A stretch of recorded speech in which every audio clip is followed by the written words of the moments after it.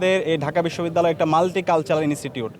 আমরা শিক্ষার্থীদের যে কালচার, আমাদের এই বাংলাদেশের মাটি ও মানুষের যে কালচার, আমার যেই হিন্দু ভাই এবং বোনের যে কালচার, আমার যে চাকমা মারমা ত্রিপুরা রাখায়ন সম্প্রদায়ের যে কালচার, একই সাথে আমাদের মুসলমানদের যে কালচার, এই সকল কালচারগুলো আমরা ছড়িয়ে দেবো।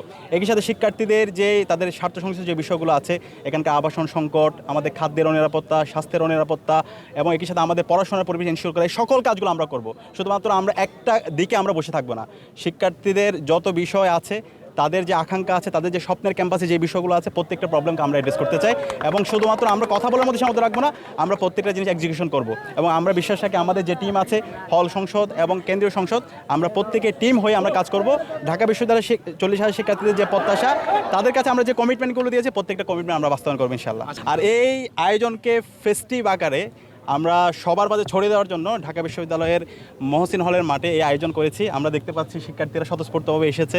বৃষ্টি আবহাওয়া একটু বিরূপ অবস্থা আছে, তারপরেও আমাদের বিশ্ববিদ্যালয়ের ছাত্রছাত্রী সবাই আমরা এখানে এসেছি। আমরা উৎসবমুখর পরিবেশে খেলা দেখছি এবং আমরা আমাদের যে হচ্ছে বল করছে মুস্তাফিজ এবং আমাদের যারা বলাররা আছে, তারা যদি ঠিকমতো, আমরা আশা রাখছি তাদের পারফরমেন্স করতে পারে ইনশাআল্লাহ, অবশ্যই তাদেরকে আমরা কম রানের মধ্যে তাদেরকে আমরা আটকাতে পারবো। একই সাথে আমাদের যারা ব্যাটসম্যান, অবশ্যই আমরা আশা করছি সবার আজকে ভালো করবে এবং আমাদের একটা বিজয় হবে ইনশাআল্লাহ, বাংলাদেশে বিজয় হবে। সবাই ভালো খেলুক, আমরা এখানে করতে চাচ্ছি না, সবাই ভালো খেলবে এবং আমরা আশা করছি যে আমাদের যে বলার মুস্তাফিজ থেকে শুরু করে যারা আছে, আমরা আশা করছি তাদের যেভাবে পারফরমেন্স সেটা হবে এবং ব্যাটসম্যানের পারফরমেন্স হবে। দিন শেষে আমাদের বাংলাদেশের বিজয় হবে ইনশাআল্লাহ। আমরা সেজন্য সবাই দোয়া করছি এবং ইনশাআল্লাহ বাংলাদেশের বিজয় হবে।